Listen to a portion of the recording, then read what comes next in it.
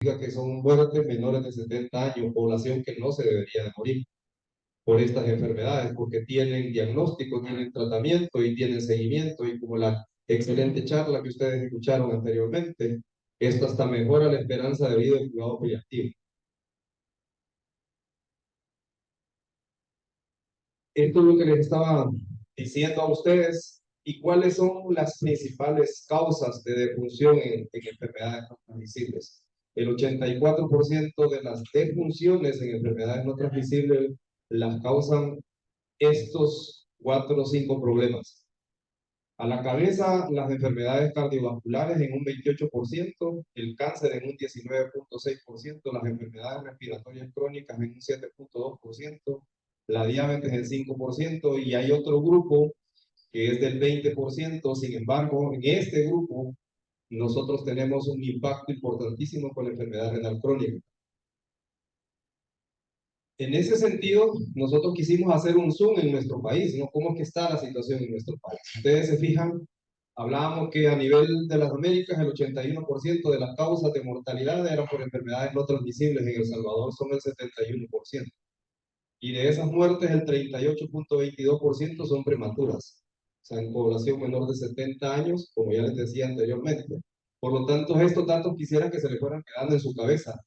Esta población no se debería de morir, entonces nuestro enfoque debería estar dirigido a esta población. O sea, ya el que pasó de los 70 años, la esperanza de vida en El Salvador es 74 años. Entonces, por lo tanto, el que ya pasó la esperanza de vida del salvadoreño. Por lo tanto, nosotros deberíamos de hacer un esfuerzo en esta población para poder mejorar la esperanza de vida de los salvadores. Y cuando analizamos ya el porcentaje de distribución de las causas de mortalidad, vean ustedes que las enfermedades cardiovasculares son la principal causa de muerte en enfermedades no transmisibles. Y de esta lo preocupante para nosotros es que si se fijan en estos años analizados, del 2018 al 2021, no se detiene. O sea, yo creo que no estamos haciendo muy bien las cosas, porque para que no logremos, ¿cómo es que se llama? Revertir esa tasa de mortalidades, porque algo está pasando en el abordaje integral de las enfermedades no transmisibles. Igual en El Salvador, los cánceres, ¿cómo es que se llama? Son la segunda causa de mortalidad. La tercera causa son las enfermedades respiratorias crónicas. La cuarta son la enfermedad renal crónica. Vean ustedes que cuando la individualizamos es un problema importantísimo en nuestro país y por lo tanto necesitamos hacer ese abordaje. 7.8%.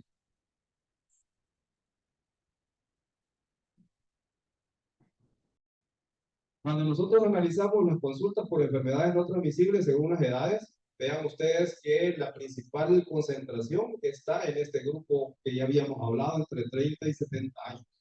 El 63% está en este grupo, entonces por lo tanto hay que concentrarnos nuestras acciones y nuestras actividades enfocadas a este grupo. No quiero decir que vamos a dejar de atender a los menores de 30 años y a los mayores de 70 años, lo que significa que esa población la podemos seguir atendiendo de la misma manera como la están atendiendo ahora, pero a esta población de 30 a 69 años hay que hacer algo diferente.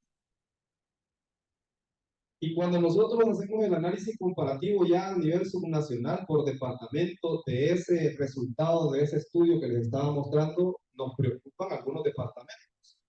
Porque vean que ningún departamento disminuyó la tasa de mortalidad del 2010 al 2019 por enfermedades no transmisibles.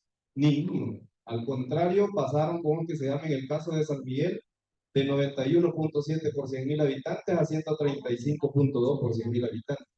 Y todos los departamentos, si ustedes se fijan, no hay ninguno que se vea lo contrario en esta gráfica, que haya bajado la tasa de mortalidad del 2010 al 2019. Este departamento que es Morazán, de repente, ¿cómo es que se llama? Ellos han tenido mejores resultados. Sin embargo, estamos por arriba de la media nacional. Y luego, cuando nosotros vemos cuál es la media nacional para el 2019, es 113.8 por 100.000 habitantes. Tenemos 3 departamentos que están por arriba de la media nacional. Por lo tanto, en estos departamentos deberíamos de concentrar mucho de nuestras acciones. Y aquí está San Miguel, Santana y La Unión. Sin, lógicamente, descuidar por el efecto que causa, ¿cómo que se llama esto? En el departamento de San Salvador, porque tenemos una alta, perdón, los 4 departamentos son San Salvador, La Unión, Santana y San Miguel, que lo que tienen una tasa mayor que el promedio nacional. Sin embargo, ya veíamos la tendencia que les decía yo que vamos al incremento, por lo tanto tendríamos que hacer acciones para hacer esta reducción. Ya cuando nos vamos entrando en esas causas, ¿cuáles son los principales cánceres que son los que causan nuestro problema en nuestro país? Si ustedes pueden ver en mujeres, el de mama, colorectal, el de pulmón, el de cervix y el de tiroides. Y en hombres, el de pulmón, el de próstata, el colorectal, el de estómago y el de hígado. En este sentido, en el diagnóstico que se hizo en El Salvador entre el 2013 y el 2016, para ver cuáles eran nuestros principales problemas, estos son los principales cánceres que causan nuestra mortalidad en nuestro país. ¿Cuáles son ellos? A la cabeza, el de mama. Ahora, anteriormente, yo no sé si se recuerdan ustedes que decían que el cáncer que más mataba a las mujeres es el cáncer de cervix. Ahora, ¿cómo que se llama? Es el cáncer de mama que más está matando a las mujeres. En ese sentido, si bien es cierto, ustedes pueden observar que hay una tendencia a la disminución de la mortalidad por cáncer desde el 71.5 para el 2017 por 100.000 habitantes a 55.03 por 100.000 habitantes. Sin embargo, es un impacto importante lo que nos está causando.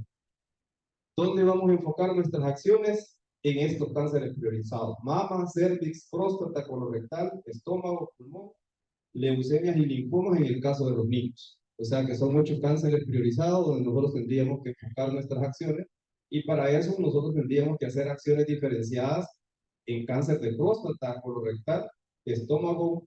En el caso del pulmón, si ustedes se fijan, la tendencia va a la disminución, pero es porque ustedes, a toda persona que llega a un hospital con un problema respiratorio, ya hacen la radiografía y descartan la enfermedad, porque si es una neumonía le dan tratamiento, si es tuberculosis le dan tratamiento, pero si no es ninguna de estas enfermedades, entonces afinan el diagnóstico para continuar con el tratamiento. El problema son estos otros diagnósticos que son todavía lo que nos falta avanzar en este proceso. En este mismo análisis de la mortalidad prematura en cánceres, ven ustedes que si analizamos estos casos, el que más nos preocupa era el que les decía yo, que era el de mama, que da principalmente a la cabeza, y cuando analizamos las tendencias, igual vemos nosotros que desde el 2005 al 2019, si seguimos haciendo lo mismo, vamos a seguir incrementando en 1.7% la mortalidad por cáncer de mama. Entonces, es loable lo que ustedes han hecho en términos de cáncer de cervix, ¿no? Porque hemos reducido en 7.9% la mortalidad por cáncer de cervix. Por eso es que deja de ser ahora la primera causa de muerte, ¿no? Porque han hecho una cantidad de intervenciones importantes en términos de diagnóstico, tratamiento, promoción y acciones preventivas para la reducción del cáncer cervicuterino. No es así el de mama, nos falta todavía que tener más capacidad instalada para el tamizaje temprano del cáncer de mama, el colorectal y el de próstata. Se los he puesto en rojito porque en este caso, si ustedes se fijan, en vez de disminuir nosotros del 2005 al 2019, hemos incrementado en 3.6 en términos del cáncer de próstata y en términos del cáncer de linfoma, perdón, en términos del cáncer de próstata 1.7 y el de linfoma el 3.6. Entonces, ¿por qué hemos priorizado esos cánceres? Porque son los que concentran el 80, más del 80% con lo que se llama de nuestra mortalidad en nuestro país. Y cuando analizamos la mortalidad a nivel subnacional de los cánceres por departamentos, igual volvemos a encontrar algunos departamentos. Veíamos que en enfermedades no transmisibles cardiovasculares y enfermedad renal crónica, teníamos a San Miguel, La Unión y San Salvador por arriba de la media nacional. Aquí en términos de cánceres tenemos a Huachapán, a Chalatenango y a San Salvador por arriba de la media nacional. Aquí, si se fijan ustedes, sí es importante felicitarlo porque hemos tenido una disminución del 2010 al 2019. Todos los departamentos han tenido, aunque leve, pero han tenido una disminución. A excepción de Usulután, que se ha mantenido casi igual, ha bajado de 22.3 a 22 por 100.000 habitantes. Sin embargo, en San Salvador hay que hacer un análisis de qué es lo que ha pasado, ¿no? Vean ustedes que en lugar de disminuir, aumentó del 2010 al 2019 en el departamento de San Salvador la mortalidad por cáncer. Y uno se pregunta si en San Salvador es donde hay más acceso supuestamente a servicios de salud y a capacidad instalada para diagnóstico. Son las preguntas que nos deberíamos de hacer.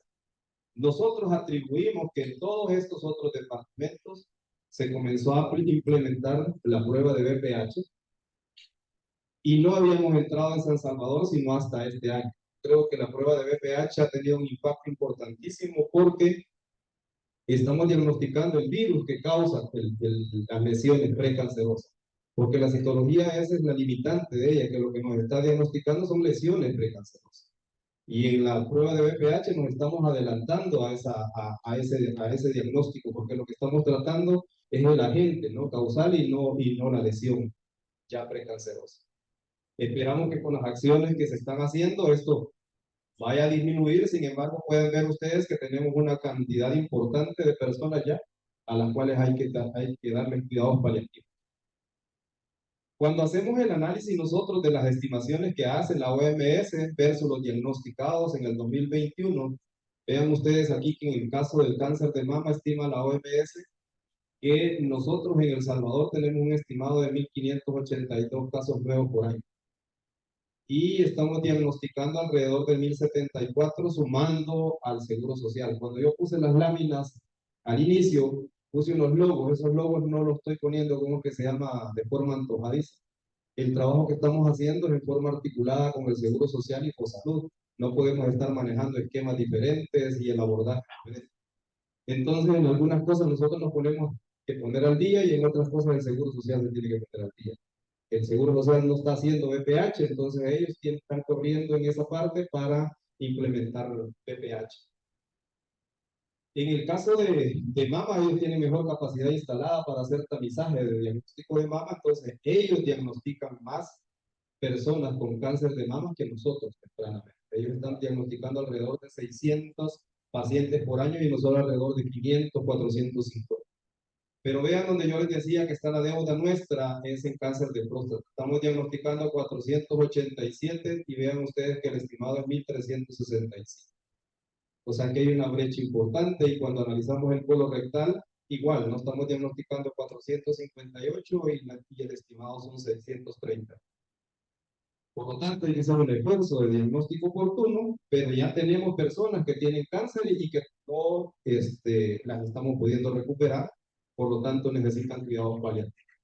Y cuando nosotros analizamos las muertes atribuibles a la presión arterial, según el Instituto de Métricas de Salud de la OMS, vean ustedes que la hipertensión es la causa en un 57.9% de la cardiopatía isquémica, el 62.08% de los accidentes cerebrovasculares y el 56.3% de la enfermedad renal crónica. Por lo tanto, tenemos que tamizar a toda la población adulta para hacer el diagnóstico temprano de la hipertensión arterial porque es lo que nos está causando este problema, ¿no? El desenlace fatal y de las complicaciones. Y cuando nosotros analizamos los factores de riesgo causales de esos problemas que vimos, vean ustedes que a la cabeza tenemos el sobrepeso y la obesidad. Este es un desafío importantísimo de nosotros, ¿no? Porque más del 60% de nuestra población tiene sobrepeso u obesidad. Y este ese es un grave problema y aparte de este sobrepeso y la obesidad, el 93% de las personas tienen bajo consumo de frutas y verduras y el 40% de nuestra población son inactivos físicamente, o sea, no hacen actividad física. Por lo tanto, estos desafíos son importantes a superarlos. Lógicamente, incorporando otros que son importantísimos también, como el consumo del tabaco, que el 7.8% de nuestra población consume tabaco, la población adulta, el 9.4% tiene un consumo excesivo del alcohol y el 12.8% tiene un elevado consumo de la sal y el 81% tienen consumo de bebidas azucaradas. Entonces estos son desafíos que hay que irlos incorporando lógicamente y cuando ya vemos las enfermedades, ¿sí?, causantes de esos desenlaces fatales, la hipertensión arterial, la prevalencia según el EC es el 37%. Eso significa que 1,5 millones de salvadoreños ya son hipertensos. El problema es que solo el 70% de ellos conocen su diagnóstico. Hay unos que no conocen su diagnóstico y los que ya lo conocen, el 30% ya llegan complicados a los servicios de salud. Y en términos de diabetes, el 12.5, alrededor de 450.000 personas igual a enfermedades renales tenemos en nuestro país, ya según las prevalencias. El gran desafío es que un porcentaje altísimo de esta población no conoce su diagnóstico. Cuando ya entramos a la enfermedad renal crónica, nos hemos enfocado nosotros en la enfermedad renal crónica tradicional, aquella que tiene como causa los adultos mayores, los diabéticos y los hipertensos y los obesos. Sin embargo, hemos dejado al lado la enfermedad renal crónica no tradicional que causa el 30% de la enfermedad renal de nuestro país. Y en aquellos lugares que tienen una alta prevalencia de estos factores de riesgo, esto se invierte en aquellos que son altamente trabajadores agrícolas, jornaleros y fumigadores y manipuladores de químicos y están expuestos al sol y a aguas contaminadas, esta gente, como que se llama, tiene mayor factor de riesgo a padecer enfermedades renal crónica. Y lo que nosotros estamos encontrando es que casi toda la zona costera y toda la zona cañera, casi que el comportamiento es igual. 50% de la enfermedad renal crónica es por causa no tradicional y 50% por la causa tradicional. Entonces, por lo tanto, si queremos controlar la enfermedad renal crónica, tenemos que tamizar tempranamente a estos grupos de factores de riesgo, pero sin olvidarnos de este grupo de factores de riesgo. ¿Cuál es la prevalencia estimada? Ya yo les decía que la prevalencia estimada de la enfermedad renal crónica, según el ENEC, es el 18.8%. O sea que alrededor de 459.000 personas se estima que ya tienen enfermedad renal y de esos el 30% son de causa no tradicional. Ahora, ¿cuál es el desafío nuestro aquí? Que tenemos algunos departamentos que si ustedes se fijan, la tasa es bastante alta en la región oriental y en la para central, la prevalencia. Pero el desafío que yo quiero marcarles a ustedes es que solo el 63.5% conoce su diagnóstico de enfermedad renal y el 51% se diagnostica con insuficiencia renal. Entonces este es un desafío importantísimo para nosotros porque tendríamos que mejorar esto si queremos ganarle la batalla a estas enfermedades. Y cuando vemos la tendencia de la mortalidad en población prematura, o en edades tempranas y en población en general, vean ustedes que la tendencia no se detiene, va para arriba. Yo no quisiera compararla con la del año 2020 porque ustedes saben que ahí tuvimos un problema grave, pero si lo comparamos con el resto de años, en el 2021, que más o menos ya fuimos entrando a la normalidad, vean ustedes que la tendencia siempre es alta, o sea que no estamos adelantándonos a esto. Y aquí yo les hago un comparativo para dejárselo como conocimiento a ustedes lo que les decía. Según la ENECA, la encuesta nacional de enfermedades no transmisibles del 2015, esta se va a actualizar el otro año. Vean ustedes que según la ENECA se estima que el 14% de nuestra población tienen enfermedad renal crónica grado 1 o estadio 1. El 13% sería estadio 2 o grado 2, el 57% grado 3 o estadio 3, el 11% estadio 4 o grado 4 y el 6% estadio 5 o grado 5. El problema es que la realidad, como que se llama, de nuestro sistema es diferente. Ven lo que yo les estaba diciendo a ustedes. Que el 32%, 32.93%, el 33% de los diagnósticos que estamos haciendo es en estadio 5. Eso es demasiado tarde, ya no se puede hacer mucho en eso. Solo ofrecer una terapia dialítica y un cuidado paliativo. Y ahora que vamos a entrar con trasplante. Pero este es un desafío importante, como que se llama para nosotros, por eso es lo que yo les decía, que ya tenemos este grupo de población, a muchos de ellos tenemos que dar cuidados paliativos. O sea, porque nos diagnosticamos tardíamente, por lo tanto ya no podemos hacer mucho por esta población y lo que podemos hacer es darle cuidados paliativos. Y luego cuando analizamos las personas que están en terapia de reemplazo renal por grupos de edad, vean ustedes que es la misma población la que está en la terapia de reemplazo renal, es población joven, que ya están en las terapias dialíticas en los hospitales. Y cuando analizamos las personas en terapia dialítica en reemplazo de renal por causas, vean ustedes que la hipertensión arterial es la principal causa, como que se llama, de los pacientes que están en terapia dialítica, y le sigue la diabetes. Y aquí hay un grupo de gente importante que la causa es desconocida. Esta causa al final no creo yo que sea de. si hacen un análisis importante, aquí es donde están los no tradicionales, que son lo que se llaman las exposiciones extenuantes al sol o a altas jornadas expuestas al sol y con deshidratación y sin reposo y en sombra.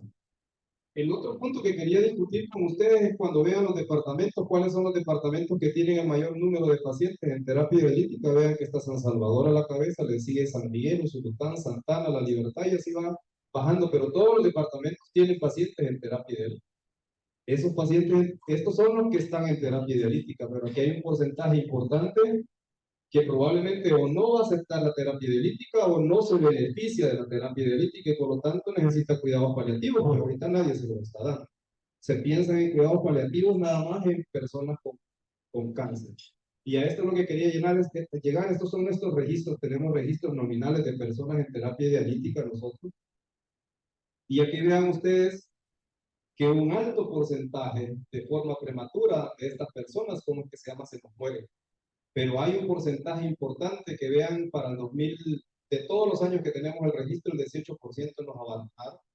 Y para el año 2021, el 33% nos han abandonado de los que entraron en eso. Si nosotros analizamos esta población que abandona, ¿qué es lo que habría que ofrecerle? O sea, nos abandona porque ya no quiere seguir en una terapia dialítica. Por lo tanto, este grupo de personas habría que darle cuidados paliativos. Hay algunas personas con los que se llama que es importante darle seguimiento porque no aceptan la terapia dialítica, pues no se benefician. Por lo tanto, esta población debería pasar a cuidados paliativos. ¿Cuáles son estas acciones que nosotros deberíamos de tomar? Nosotros tenemos una meta que ustedes no conocen, que son las metas de los Objetivos de Desarrollo Sostenible, y es que tenemos que reducir el 25% la mortalidad prematura por estas enfermedades. Para reducir este 25% de la mortalidad de estas personas de forma prematura, hay que hacer una serie de acciones, como ya les decía a ustedes, hay que reducir en 30% el consumo del tabaco, en 10% el consumo nocivo del alcohol. No tendría que seguir incrementando la obesidad, sino al contrario, tendríamos que disminuirla. Reducir la hipertensión arterial, reducir el consumo excesivo de sal en un 30%, mejorar la actividad física, reducir la inactividad física en un 10%. Tendríamos que estar diagnosticando y tratando al menos el 80% de los pacientes. Y en este tratamiento, sí es importante decir que hay una estrategia de abordaje integral de las enfermedades no transmisibles. Aquí lo que hemos hecho es agrupar los factores de riesgo en común y cuáles son los principales factores de riesgo para que no nos dispersemos. Porque resulta que hay un montón de factores de riesgo, lógicamente, de estas enfermedades, pero concentrémonos en aquellos que vamos a tener impacto. ¿Cuáles son estos? El consumo excesivo de azúcar, el consumo excesivo de sal, el sedentarismo, el tabaquismo, el alcoholismo, el estrés, los golpes de calor y deshidratación, la automedicación y las condiciones laborales insalubres.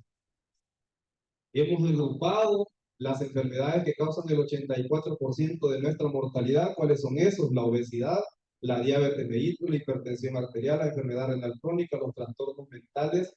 Y aquí en trastornos mentales ya ustedes escucharon en la charla anterior, que sí es importante, como que se llama también darles cuidados paliativos, las enfermedades pulmonares crónicas y los cánceres. Y dentro de los cánceres ya les hablé de cuáles son los que hemos priorizado. Para esto hemos definido unos pilares para este abordaje integral.